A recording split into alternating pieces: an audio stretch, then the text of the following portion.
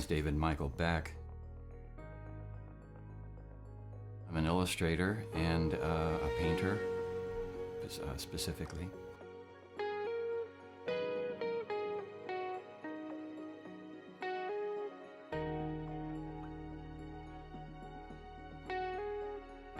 When I was very young, I started art school when I was 7 years old. My parents and I attended a PTA meeting. It's at the elementary school. And one of my teachers spoke with my parents and indicated that I had shown exceptional aptitude for artwork. My father was a bit of an artist. He never really took it to any great degree, but he liked to dabble in it, and he did some cartooning when he was in the Navy.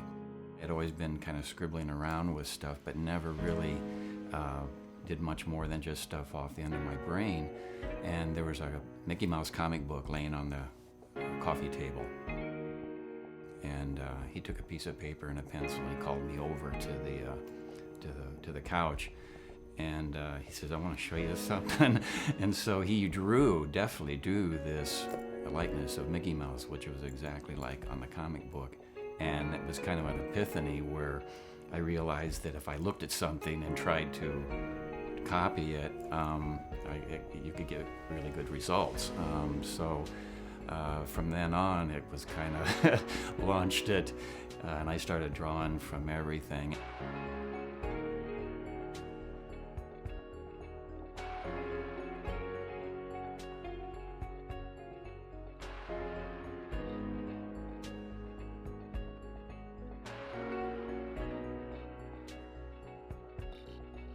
I attended Wright State University when it was a very young school, the year that it was given an accreditation for a university back in 1968, 69.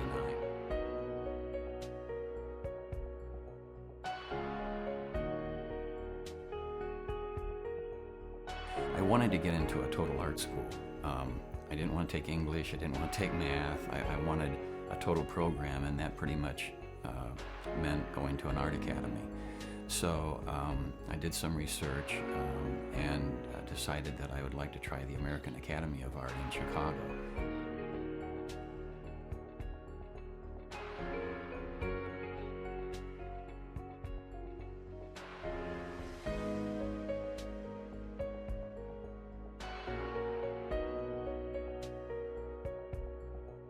I was there for 1 year, and it was right down the street from the Art Institute of Chicago, which was an amazing institution, still is, and I spent an awful lot of time just going to the museum and studying on my own. A majority of my lunch hours, I had classes on the weekends, so I would go on my lunch hours, I would stay after and just live in that environment because it had so much knowledge in it.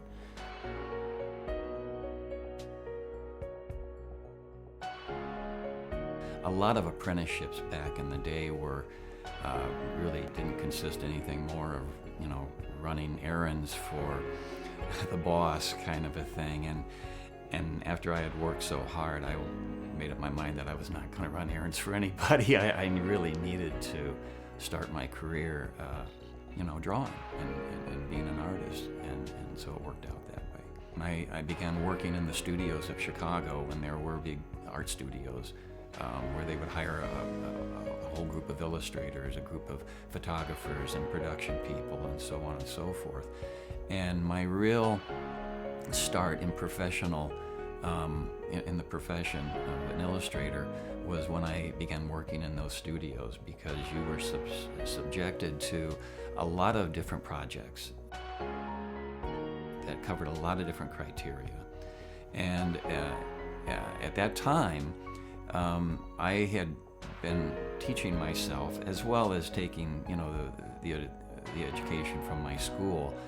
But I took it much further because I was exploring the usage of a lot of different mediums. Because if you worked in a studio, the more the more range that you had in your work, the more possibility for getting jobs, because it was a freelance basis.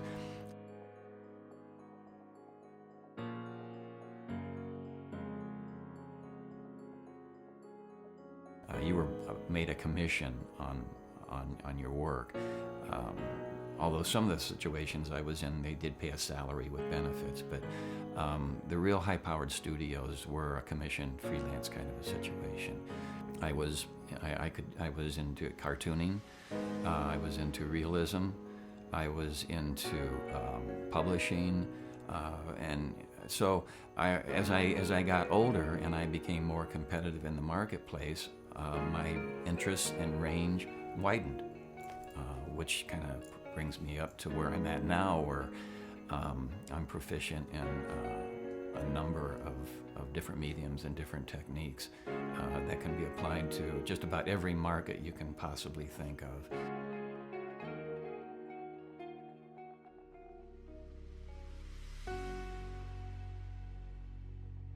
An illustrator, by definition, is different than, say, a fine art painter, or if there is a line of demarcation there. Illustration is basically to sell a product or to illustrate a narrative, primarily.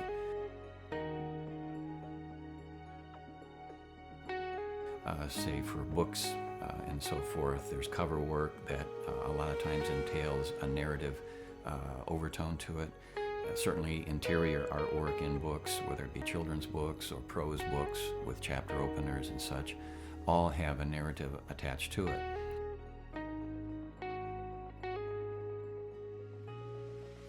But as I grew older and was more engaged with my artwork, it was just like a natural thing that's exactly what I was going to do.